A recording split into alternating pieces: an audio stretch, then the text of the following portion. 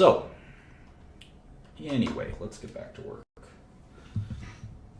So I thought that was interesting. You know, there's this guy who grew up in the same neighborhood as me and ended up becoming extremely, extremely successful. I have my stylus somewhere here. So I prepared a small, very short lesson plan, and then we're just going to go right back to applying the knowledge. Finance is more about application, really, and doing than it is about theory. Theory is actually, you could put most investing theory, you know, in a very short kind of manual. But practicing it is the hard part. And practicing it is extremely difficult. This is different from a lot of other disciplines where there's a huge amount of theory and not much application. Actually, medicinal chemistry is actually a little bit like this. You know, for all the theory in the world, the way you can apply it is pretty finite. Let's say medchem. But there's tomes and tomes and tomes of theory on medchem. I wouldn't call it infinite, but it's close. And for finance, there's not much theory out there. It's pretty finite. But for application, it's pretty infinite. I mean, we can come up with any ingenious number of ways to be investors and business people. So, but there's really only so much theory, especially when it comes to core finance and investing. When it comes to business itself, you know, I'd say it's sort of a different concept. But in any way, let's think that through. Anyway, so let me run through that lesson plan a little bit. So I've been using this kind of PowerPoint for 4 months, building it slowly. Haven't added much other than, you know, I mentioned the Steinhardt book here, No Bull, which gives a good, you know, a lot of these books, they don't teach you a lot, but some of them give you a good sense for different, just give you a sense for the industry, the investing industry. I kind of added funds as an asset class, which is a little weird. Let's see what else. I've kind of gone over a lot of this stuff. I guess I'm going to add, I should add for equities, I'm going to add some of these ratios because I think maybe I'll do that next class. We'll talk about interesting ratios.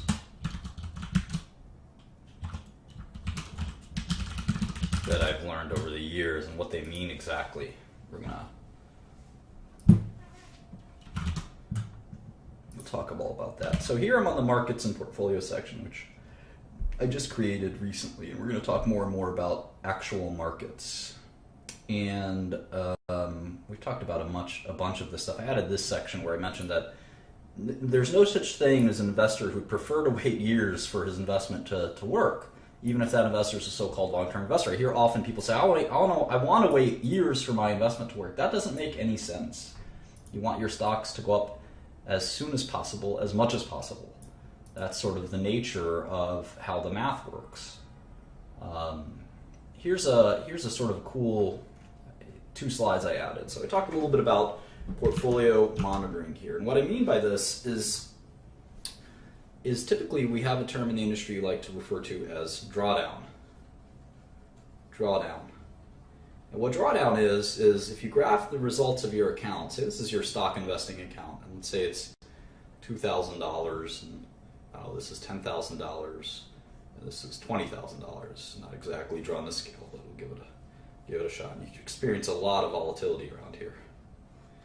Well, drawdown is the peak to trough amount. So if you do this peak to trough, you lost 80% or so. Now you recovered it.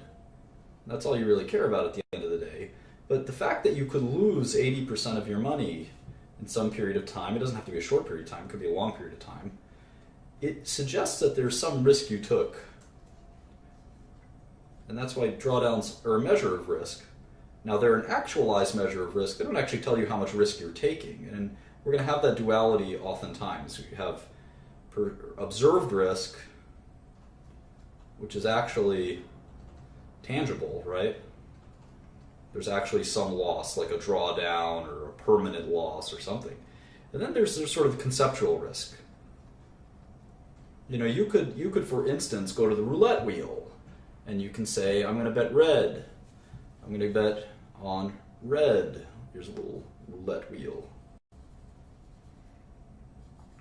red, and there's black, and you basically can bet one or the other, and the odds are that you will lose over time, but they approach 50-50. I think it's like 48%, and then there's the like double zero and single zero that are like 1% each that kind of screw up your ability to bet on just red. So anyway, let's say you bet on red and you took $2,000 and you bet on red and it became $4,000. And then you did it again. You said you're lucky. You did your lucky thing. I don't know what that is. Maybe you have a lucky dance. So you do that dance. This dance consists of picking your leg up. So he's doing the dance and then putting it down. So you do your lucky dance, and this is actually not, this process isn't totally too different from how other analysts actually analyze their investments. It's pretty simple. Of course, my method is a little more difficult, but this is a pretty good schematic for how most of Wall Street works. So anyway, and so was this roulette example. So then you bet again, you go to 8,000, and you bet one more time, and you're at 16,000, and you say, okay, I bet red, and I got it 4 times in a row. That's 0.48 to the fourth, right? What are the odds of that happening? I think that's 0.48 to the fourth, so chance of winning is 48%, chance of winning twice, chance of winning 3 times. So there was a 5% chance that would happen, but it happened. You beat the odds. There's only a 5% chance of that happening. So the question is, did you take any risk? Well, obviously you did, but if we looked at just drawdowns, your graph would look like this. It would look pretty awesome. It would be not even a straight line, right? It would be almost logarithmic. And according to the drawdown theory, well, you never had a drawdown. But of course, if you did this one more time and it turned to black, you'd have 100% drawdown. 100% drawdown. So there are a lot of strategies. A good example in finance is writing premium. Writing premium tends to generate very smooth and good returns until volatility spikes and you lose all of your money. And this is what sometimes we call in the industry fat tail risk.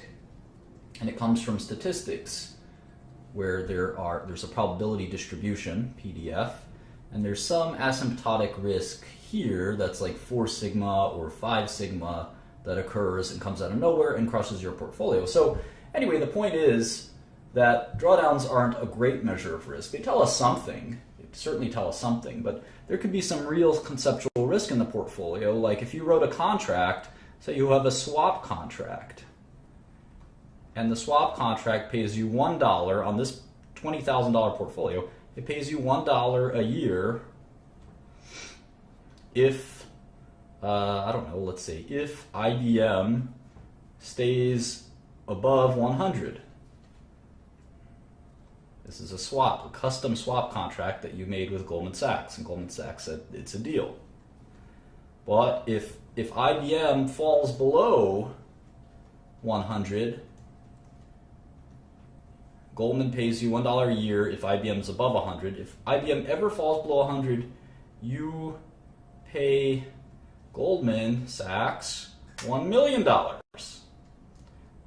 You may never have this drawdown, and just looking at the money moving around isn't going to help you, because the second that swap contract hits, boom, you lose all of your money. In fact, you would owe Goldman money in this portfolio. So anyway, you have to analyze the portfolio contents to really understand. That's why fund investors don't do that great of a job often, because it's very hard just looking at statistics to tell if the fund is any good or not. You have to understand their holdings, and that's pretty tough for a lot of fund investors, because if they were good at understanding fund holdings, they'd be fund managers instead of fund investors. So in any event, that's sort of one commentary on portfolios.